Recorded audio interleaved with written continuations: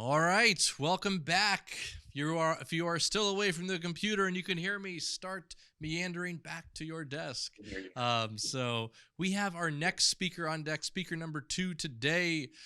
We have Esteban Valdez, and again, he's presenting on surviving uncertainty. Esteban is an award-winning animation director and producer. He's founder of a 2D animation company, Echo Bridge, which I will admit I was checking out over the break, and you have some really cool stuff on there, Esteban. Even an ad about public subs, which is near and dear to my heart there. But 22 years of industry experience directing and producing animated content for clients such as Amazon, Nickelodeon, TED Talk, Spotify, and Fox. So without further ado, I'm going to pass it over to you, Esteban. Take it away. Hey everybody, how you doing? Y'all can hear each other, right? You can hear me? Yes, perfect. Alrighty. So let's get into this. So surviving uncertainty, and these are definitely uncertain times.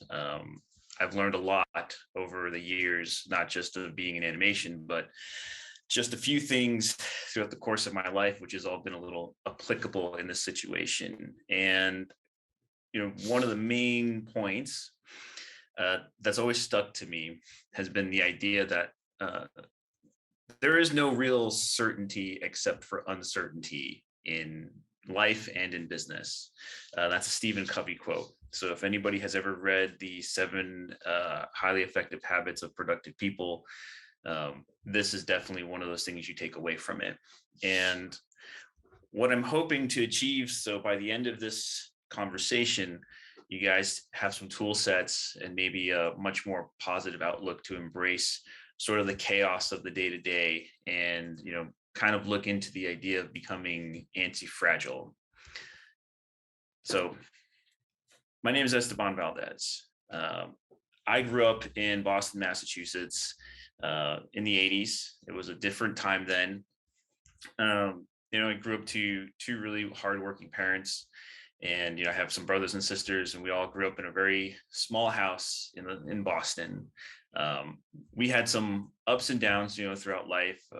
There were periods where we had my uncle and his family come to live in, a 3-bedroom house. So imagine just like 11, 12 people there at any given time trying to share, stuff. And I've seen the volatility with my own family, my mom and dad having to deal with like layoffs and, food shortages, and my uncle also losing his job too, and what that really meant for us. Things like 9/11 also put a real turn on the way I see the world. The 2008 financial crisis was another one.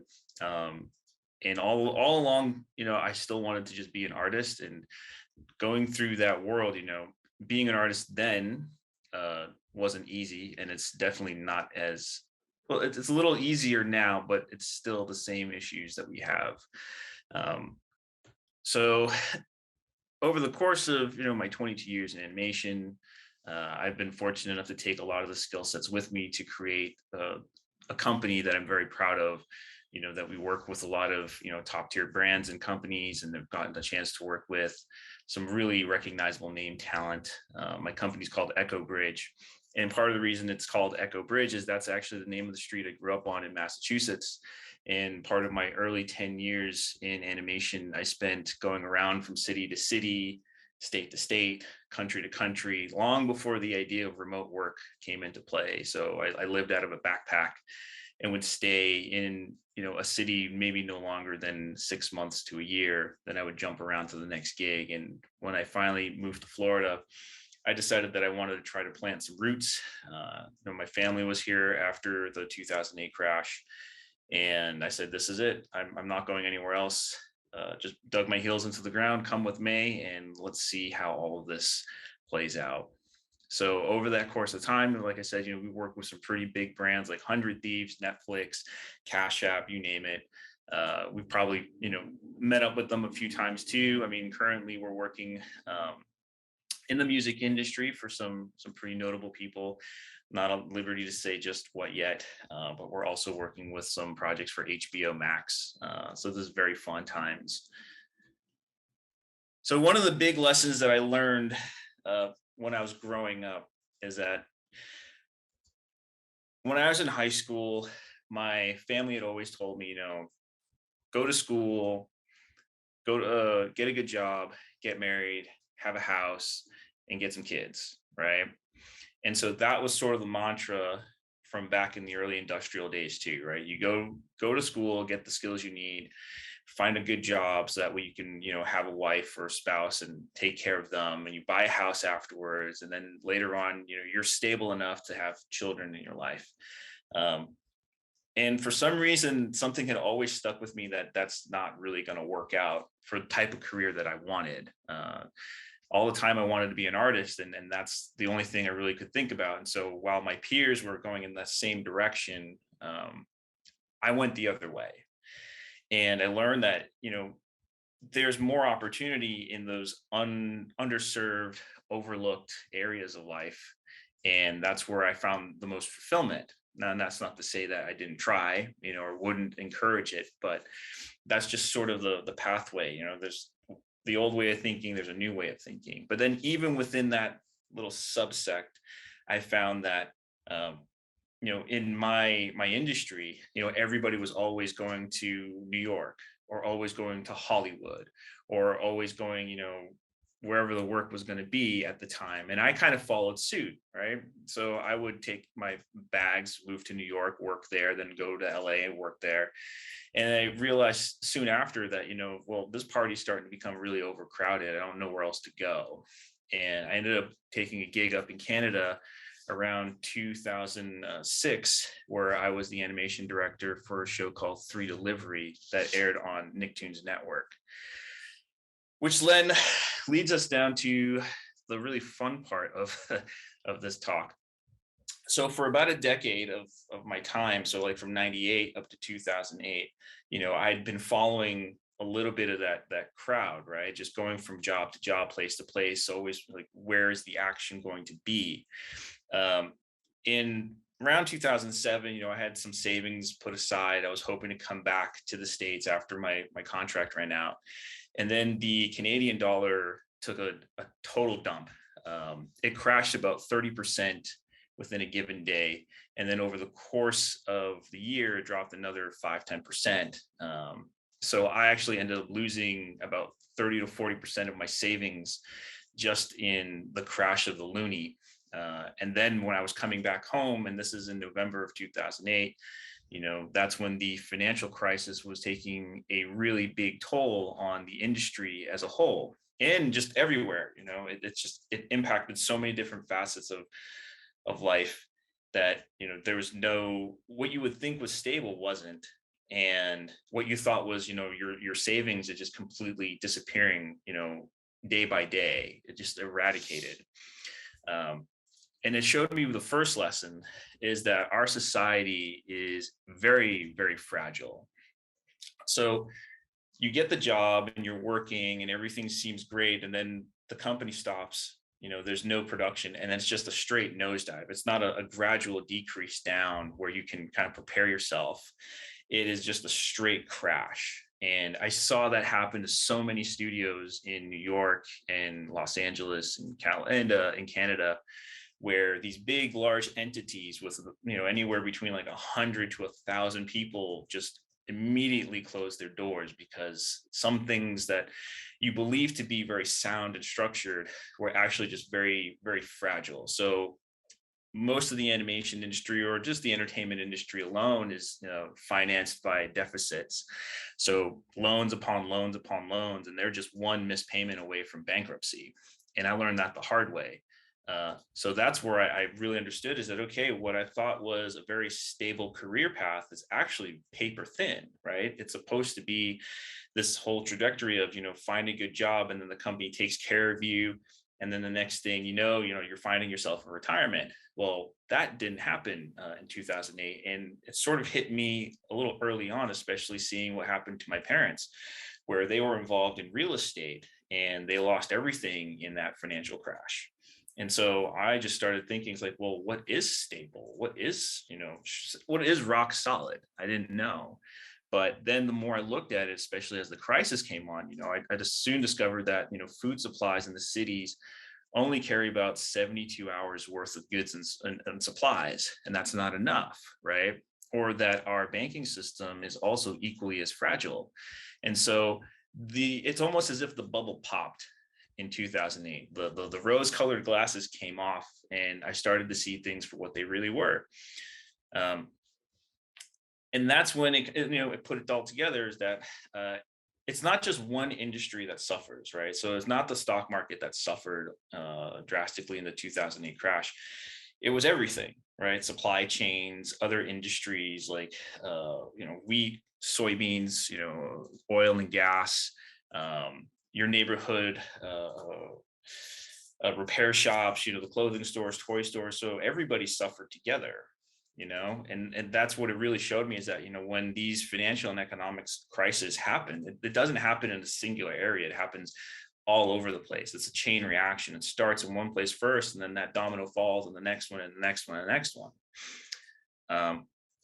And it's also where I realized too, is that, you can have money in the bank, but when the currency itself is being devalued and eradicated, or in many cases people had their retirements, life savings completely wiped out, what is it that's going to help you get by?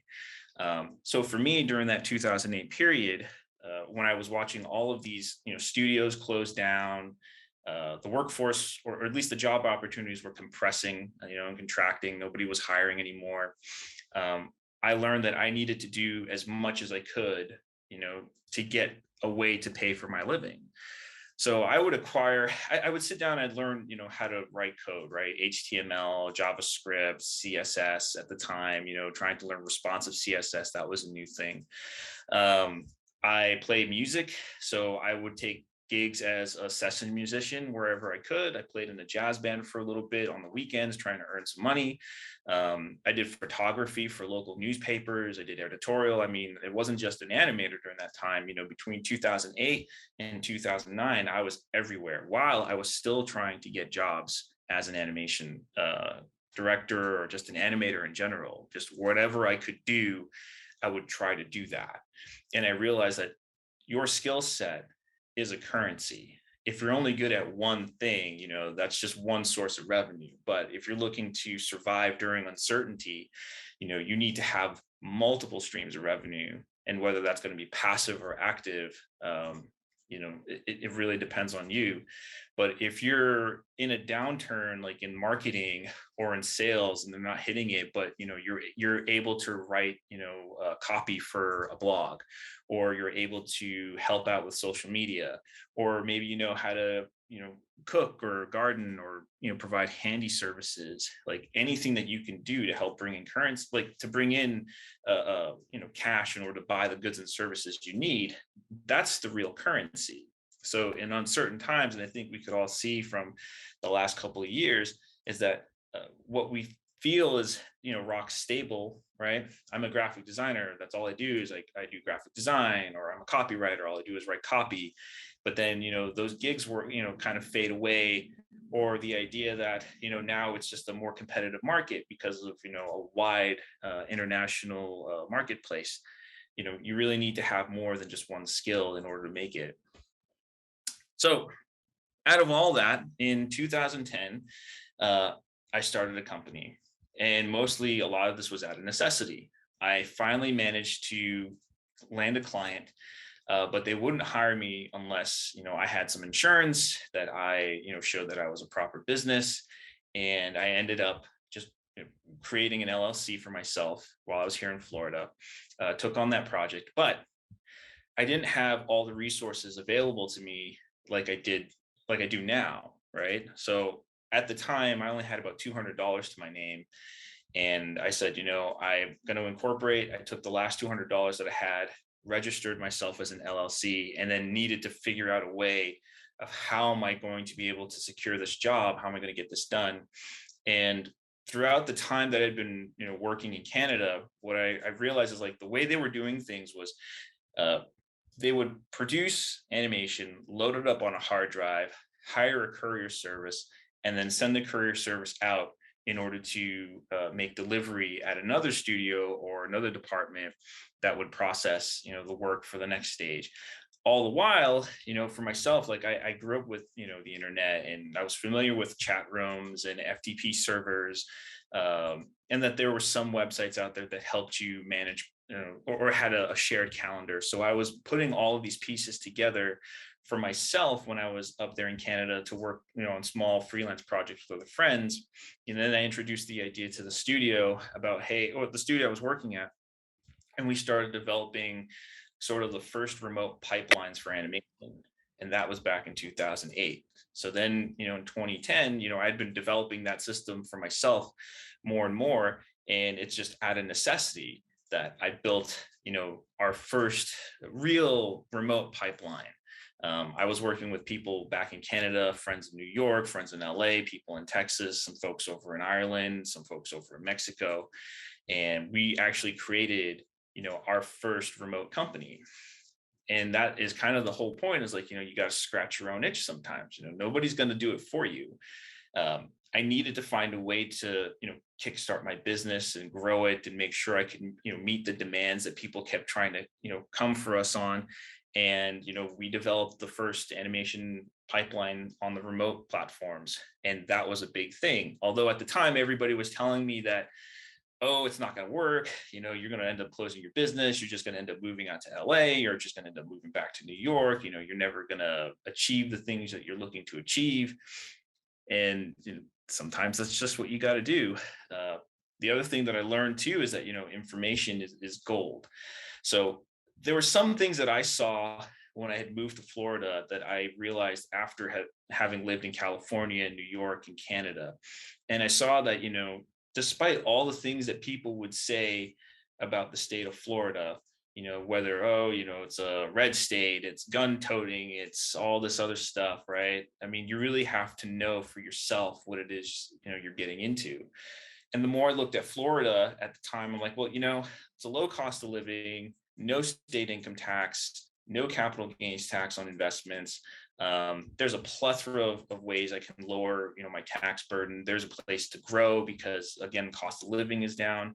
And it just seems to have the right climate for growth, at least on an independent stage. So while everybody, again, is in, California and New York, well-established hubs of media and production, I'm looking at this thing. I'm like, well, why is it that everybody's telling me that this state is so terrible? What is so wrong about it? What is it that they see that I mean, do they not see what I see? It's like, my cost of living in St. Pete at the time was like, $600. And, for the same space, I would have to pay at least, $2,000 in Los Angeles. And my taxes, were definitely cut off. And my taxes here actually helped me to use my capital in more ways than one. So definitely looking at things from the opposite side of the coin, it's like, well, you need the right you don't just need information, you need the right information, and you need to get it from multiple sources. It can't just be, from, mainstream news or from industry trade journals, or anything where it seems to be lopsided into one direction, right? You need to get as much info about whatever decision you're going to make. A lot of people, what I learned too is that, this is particularly around 2020, most people would get their investment news from Jim Cramer. And as nice as he seems to be, people are just taking the stock picks from them without ever sitting down and reading an annual report, right? The annual report was going to give you as much information about the company as you need to know. But I mean, when everybody's just kind of going off of gossip, there's a lot of problems. So with animation as well, we need to know a lot about our industry, and we need to know where the puck is going. So for me, what I saw is that, okay, in Canada, we're watching as, outsource is happening right in front of my eyes. We're sending work out to Canada, we're sending work out to Korea, we're sending work everywhere, yet the same mantra in the education system is that, well, once you're done with school, you're going to go out to California, you're going to work for these big companies, and then your life is set. But I mean, they're not being told everything that they need to be told. So you really have to find good resources and really think about, is this the right decision for me? Is this the right place? Am I going in the right direction? Do I, is this, it can't just be go with the crowd. Sometimes you do have to be the contrarian. The other part that I learned during my early years of the business was that, sweat equity is my only equity. When you only have $200 to your name, you're trying to win a contract that's worth at least, 20 grand.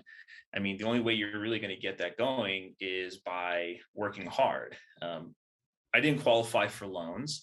I didn't qualify for any lines of credit. And the only thing that I could do as a young business is just work harder than everybody else. And, going back to getting those skills, right? Having the skill set in order to run and maintain my business at such a young and early stage with no, seed capital at all, took a lot of work, a lot of long nights, a lot of weekends, a lot of missed birthdays, a lot of, life gets put on hold in order to make sure that I could meet the demand. And, it worked out. It wasn't easy. And I had some really good friends at the time who were working with me to help make that dream come true. And, we're still talking to this day. And it's just been a journey, but, realizing that nobody's going to do this for you. You've got hands, that's all you've got. And this is something that my dad would tell me. He's like, this is all I have. Right. I don't have money. I don't have education. I just have my hands. So if that's all you've got, well, put your gloves on and get to work. There's really no excuse for it. So in 2015, we had a good spurt from 2010 to 2014. There was growth in the company. Everything seemed to be going well, but I had learned that, black swans don't just happen in financial markets. They also happen in personal life.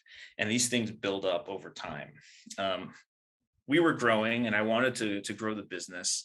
But we ended up working with a bad client. And my business for the most part is mainly cash. Again, I just built up this habit of just working purely on a cash basis. No lines of credit, no loans, no credit cards, no investors. What we made is exactly that, right? Very black and white. And so we had this bad client. It was a very rough and tumble area where, they just felt like they no longer wanted to pay for the services that we had. And then we found out that they were actually bankrupt and that we were just, working very feverishly in order to get the production done, but there was no money left in the account for them. And then what ended up happening was, all of the things that had kind of built up, all the bad habits that I had at the time, right? Overworking myself, alcoholism ended up being a play in order to handle stress, moving away from so many of the core tenets that I used to believe in order to just make sure my business went well. And then it all just kind of, broke, right? So when we no longer had the funds to cover payroll for people, and we knew, well, I didn't know at the time, but it was one of those areas where, if we could have just waited another couple of weeks, we'd be back on track, but that didn't happen. Things get delayed, and again, we're still recovering from a crash that of historic proportions. And, I ended up losing my team, my marriage broke, my health was in poor condition, and, just everything just kind of came at once. So when it rains, it really pours, and it's not just like it comes out of the blue. All of this stuff is a gradual buildup. It's layer upon layer upon layer. And that's where I found myself in a very, very dark place, because I didn't know what was going to happen next. Like what's tomorrow going to bring? What kind of hell am I going to have to endure? What other problems am I going to have to face? And I didn't know if I could keep going. But then I took a hard look in the mirror and I realized, like, man, I can't keep living this way. Like, this is really difficult, and I realized too, it's like, taking care of yourself physically, mentally, spiritually, emotionally, socially, like that's that is a foundation that you really shouldn't just shrug off and let go and think everything is going to be all right. Like, this is the most critical thing that you have. If you can't live to enjoy your surroundings, then what is, the life of luxury, right? It doesn't really matter much. So being able to be healthy in all aspects of your person is where the real wealth comes from, right? So taking care of your foundation, that's you, your core, your mental, physical, emotional, spiritual, social aspects, right? Those tent poles, like, that's the stuff that's going to carry you through. The other part that I found that was very critical, and this was over time, is that having a positive attitude. And it's not just being, happy-go-lucky, smile all the time, or a false sense of security, but it's knowing, trying to appreciate the small things that you have in life, right? When things are really bad, what's the one plus that you could look at and be like, hey, that was really good, that I could actually enjoy that, right? Clients being really hard on us, they're withholding pay, somebody dropped the ball, or someone quit, there's a car accident, and someone's delayed. I mean, like, think of all of these, incredibly terrible negative things, and then yet you'd be like, sunrise was really nice, lunch I had was really good, had a call with a friend that helped me out, right? You try to see the positive in all of the muck, because the reality is that,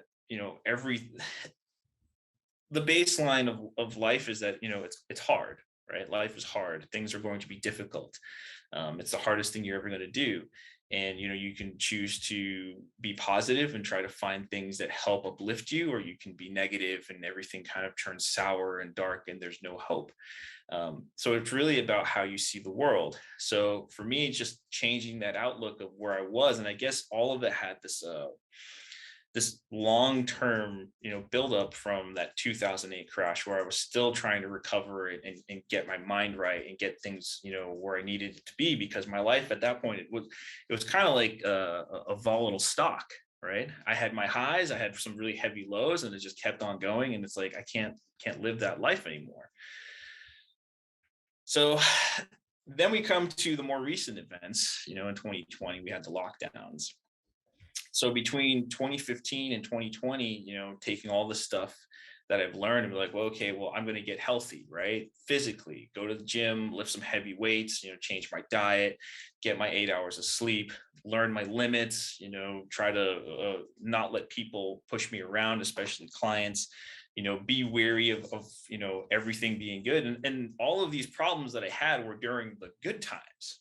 That's the other part, is like, all of this was happening when the economy was robust, and people had jobs and money was flowing and easy credit, and food was on the shelves and everything was everything seemed to be really good and happy. So then when the lockdowns came, right, I thought that all of this time, all this buildup, it's like, man, could this get any worse? And actually, the opposite ended up happening for my business. We, since back in the day, right, in 2010, when we just created our remote pipeline, we didn't get affected by the lockdowns because we were already remote in that sense, right? So while studios were shutting down again, we found ourselves in a position of strength. And all of that work where they were stopping production, in Hollywood, and they were changing everything to animation and everything, people needed to get product out the door still because they're contractually obligated to do that. And we ended up being the recipients of that, right? Changing my physicality, right? My mental outlook on things. And again, this is during times where there's times of plenty. And so when the lockdowns came, I felt much more secure and confident in myself, because it's like all of that prep work up to this time, really, it was like it was building the foundation for something solid.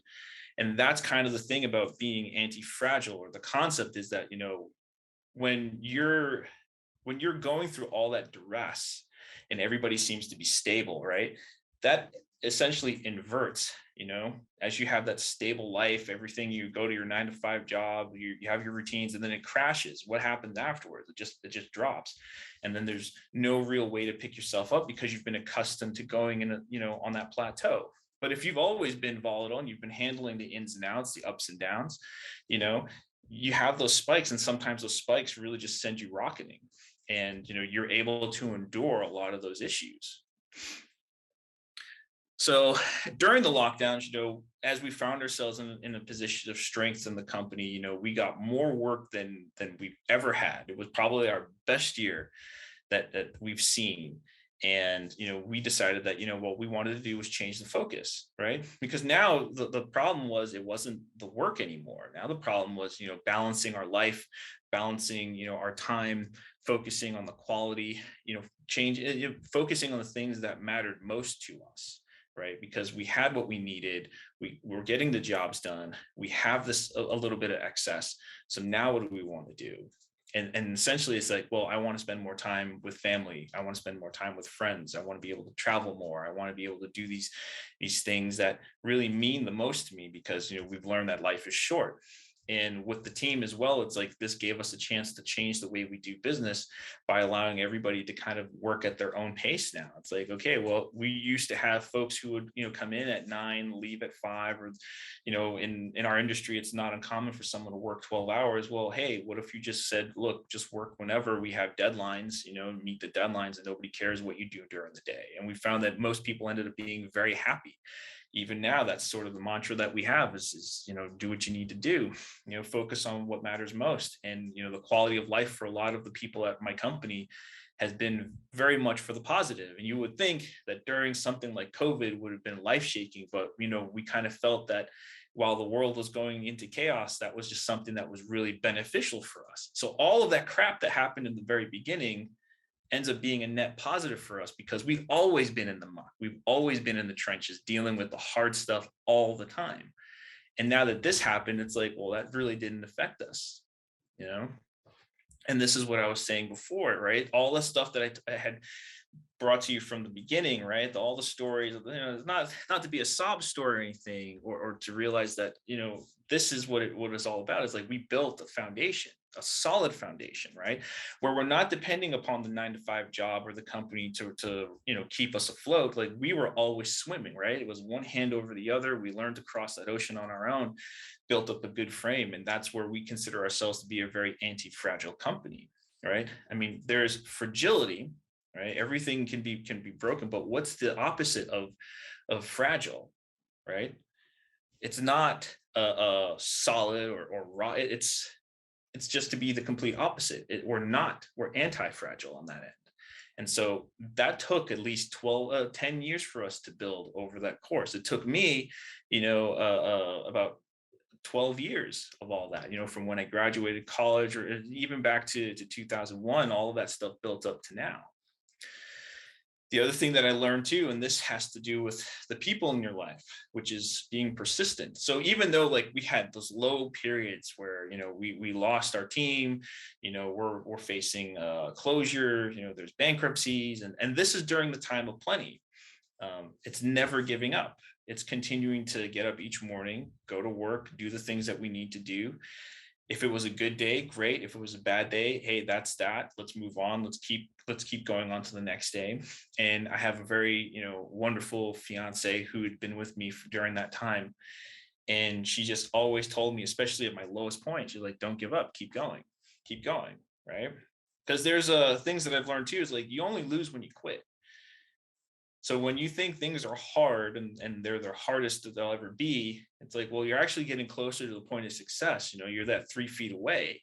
Do you give up? Do you stop? Some people do. And then afterwards, there's a would have, could have, should have moment. And if only they would have just kept on going.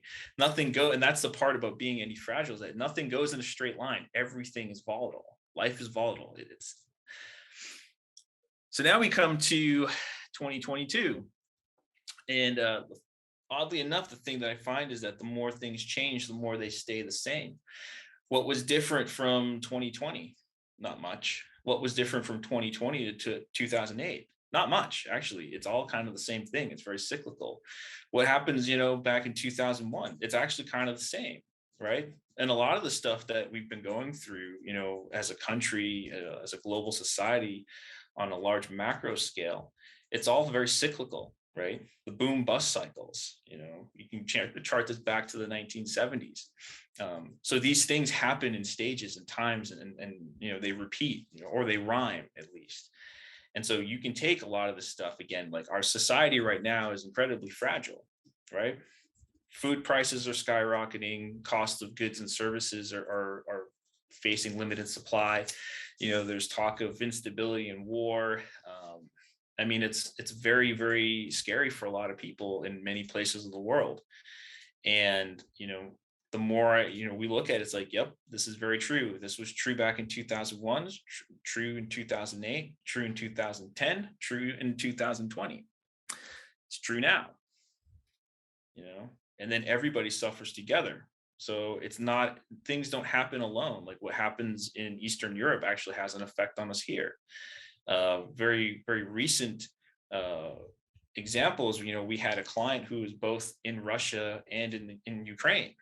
And, for them, they're just doing their job. And, when the entire outbreak happened, for them, it was hard. They had to shut down their business. They had to close up and go their own ways. The people that I had hired, they're no longer able to work, or the people that were in our area, in that area that are working for us, we had to be there for them. And eventually all that stuff trickles out.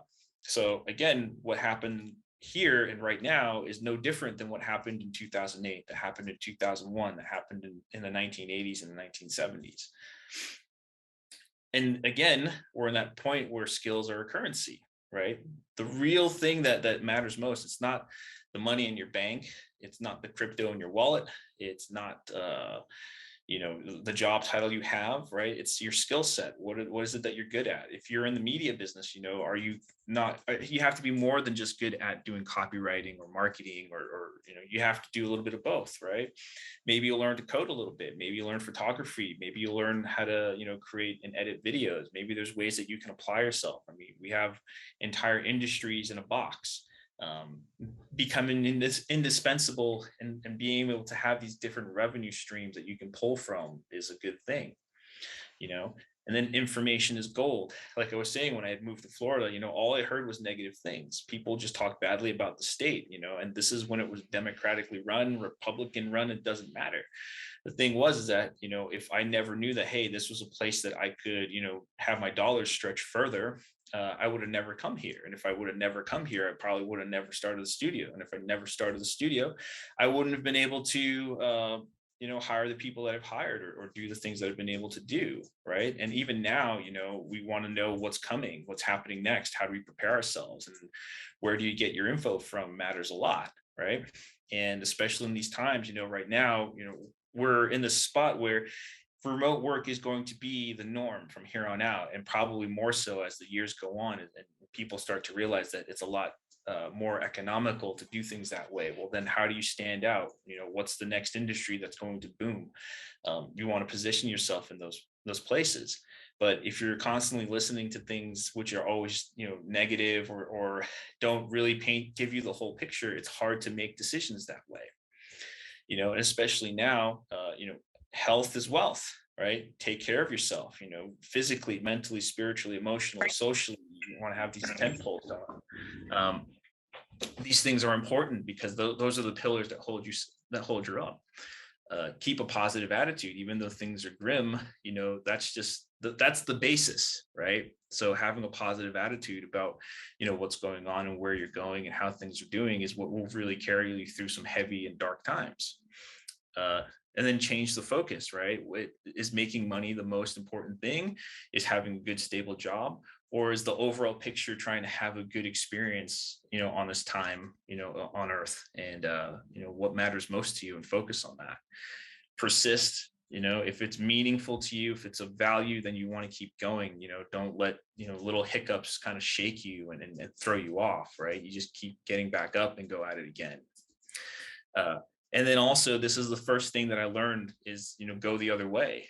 If everybody right now is going remote for the most part, what's the next thing, right? Where's the party not as crowded? Where is it that you can actually talk to somebody and socialize? Or are you going to go into the next big event and just be a wallflower, right? You want to find where that opportunity lies. Opportunity doesn't lie where everybody already is. Opportunity is where things are yet to be. So I hope you guys were able to grab some stuff from that. These are interesting times, very exciting times, and I think the next few years are going to really, really show some excitement in our industry as a whole, in the way we work, in the way we live, in the way we experience life. But yeah, thanks a lot for listening. Yeah, thank you. Thank you very much, Esteban. That was a really cool presentation, and I think that was the way you were vulnerable, sharing your life, what you went through, sharing it with 50 strangers in a chat like that is really neat to see. You don't get that in a presentation too often. So thank you for that. Yeah. But I do resonate with the whole concept of this presentation of uncertainty. And every year at the Hoth, we try and send out a little end of the year recap. And this year I wrote about something very similar about why uncomfortable is the perfect place to be. And that's, it's to use your positive attitude, shift your change of focus, embrace the uncomfortable, because that's where growth comes from. So I love the presentation. So let's get into a few questions here. Again, if you have any more, go ahead and put them in the chat here. We're going to read through a few of them here. So let's start from the top here. What is your favorite thing about animation that motivates you? So the way I look at animation is that it's not just, drawing cartoons or, just making things move. When you look at the larger picture of what animation is, right? It's the illusion of life. You're taking all of these, different technological tools, you're taking concepts of philosophy, math, science, architecture, you're taking politics, and you're trying to cram all of that into a small 30 seconds or maybe 3 hours of content, right? How do you take life and distill it down to its simplest form, or a form that's digestible for people to understand? And that's my point of view. I know a lot of folks see it, in a very completely different light, but I mean, it's the most interesting thing I can think of.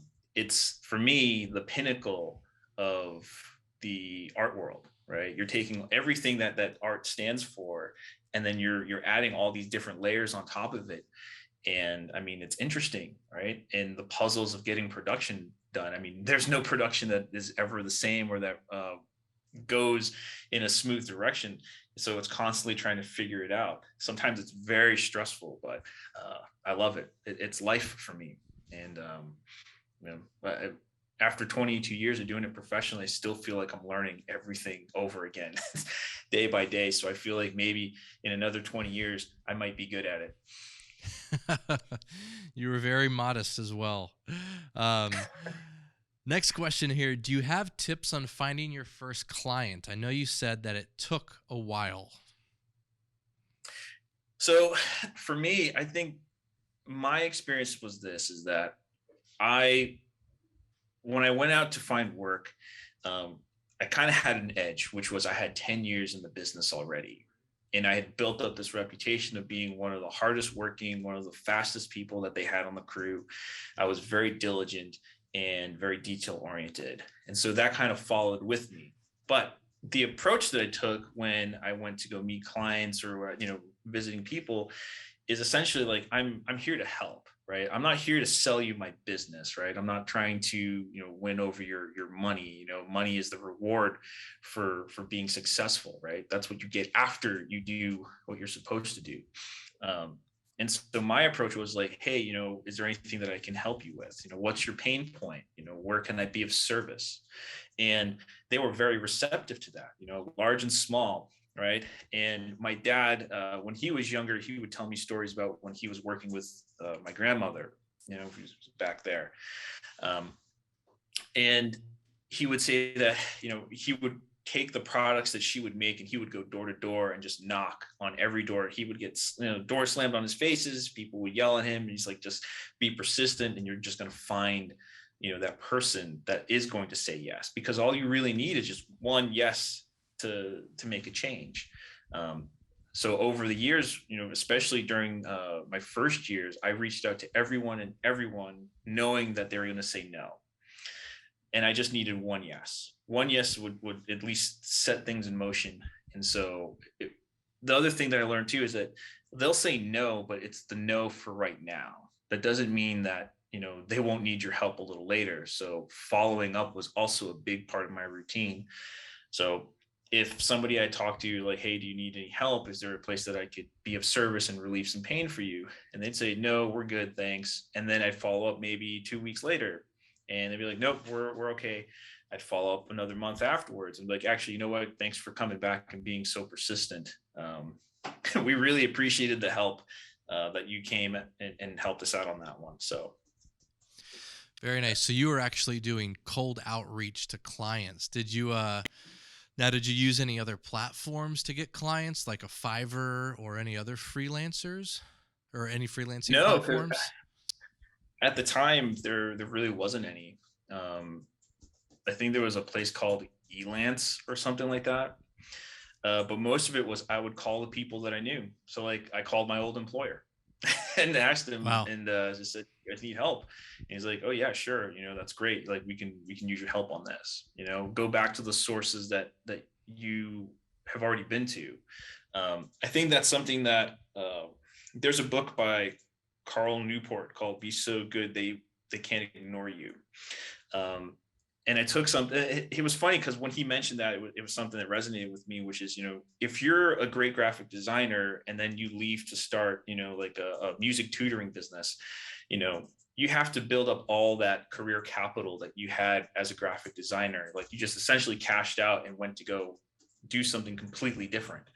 Now you need to have new clientele, a new marketplace, new everything. Whereas if you were a graphic designer at a company and then you left to start your own graphic design business, well, you have people that you've worked with before, you have a reputation, you've got career capital that you can use to buy, your next phase. That's the price of admittance.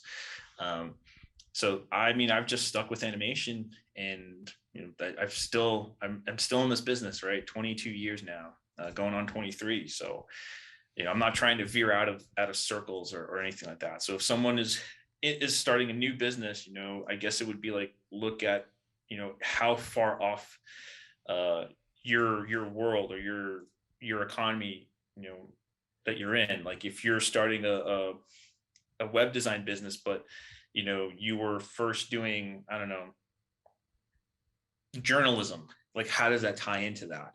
How do these things work together?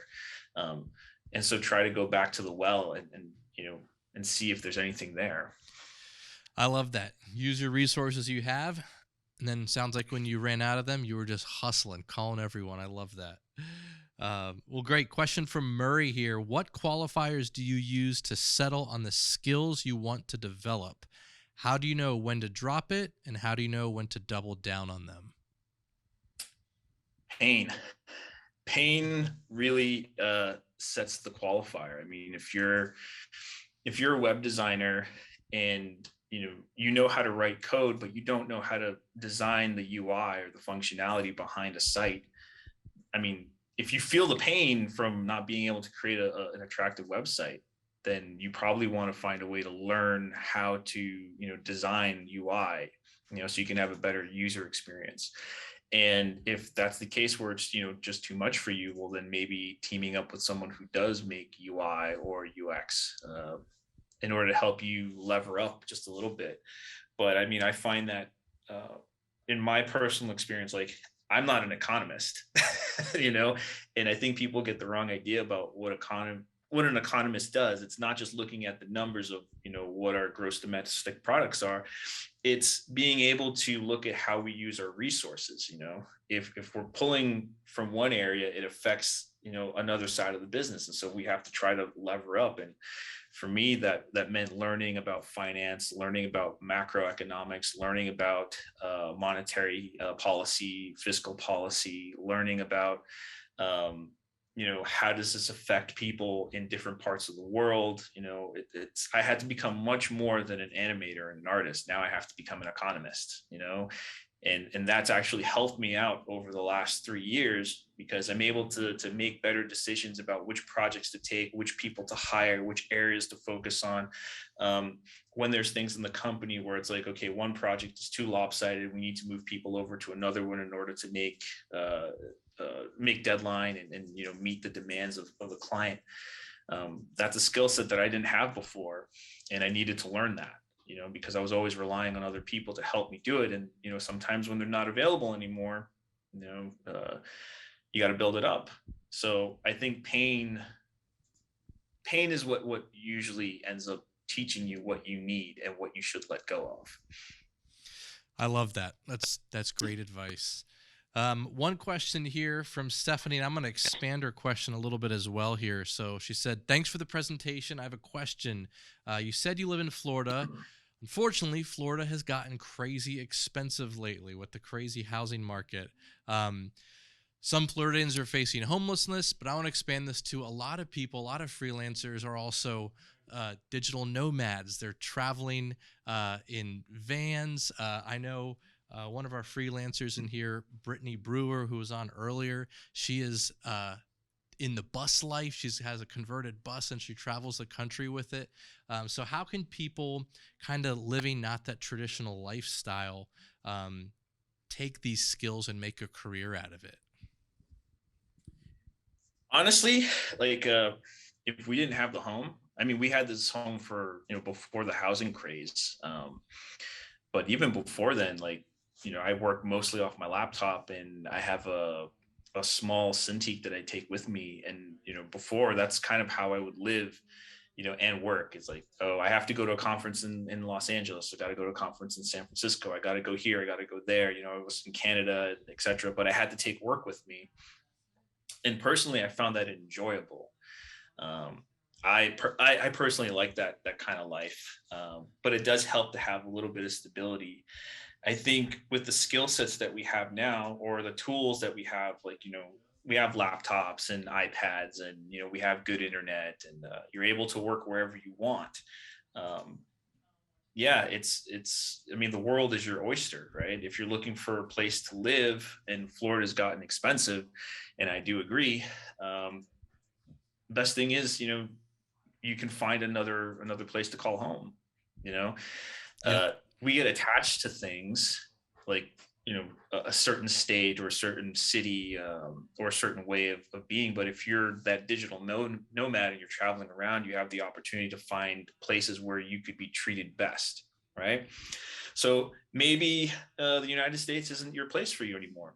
Maybe Panama would be, or Costa Rica, or maybe Portugal, or going out into the middle of the country, right? Finding someplace new. The reason why, or Puerto Rico, like part of the reason I moved to Florida was because, when I was living in California, my taxes were astronomical. I could barely live. When I was in New York, I was making six figures and I was scraping by. I lived in a hostel for a year because it was so hard to find an apartment. So Wow. These places that we call, the meccas or the hubs or the place to be, that's only the sell point, right? That's marketing. But we have the option to go wherever we want to go. Like, I think that's probably the best thing about being remote. Like, for example, in our company, some people, they didn't live in St. Pete. They lived in Tampa and they were trying to move to St. Pete, but then they found a better opportunity living over in Wyoming. And then they just packed up and moved to Wyoming. And, for them, rent was cut in half.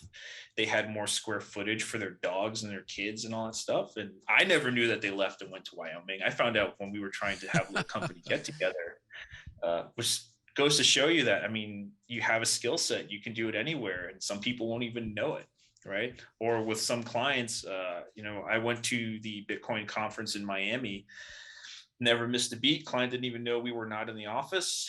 And I mean, that's just, go to conference, sit down and work at a cafe for a little bit, kind of go around, do what I need to do, get some phone calls in, then go back to work, go to the beach. I mean, we really have, we have a point where we can design our life the way we want it to be. I love that. Yep. Move around, get your laptop, find some internet. You can work from anywhere. So, well, thank you, Esteban. That is it. That is all the questions in the chat here. So, again, thanks for talking and opening up like that. It was really cool to hear. Yep, no problem. See you later, guys. All righty.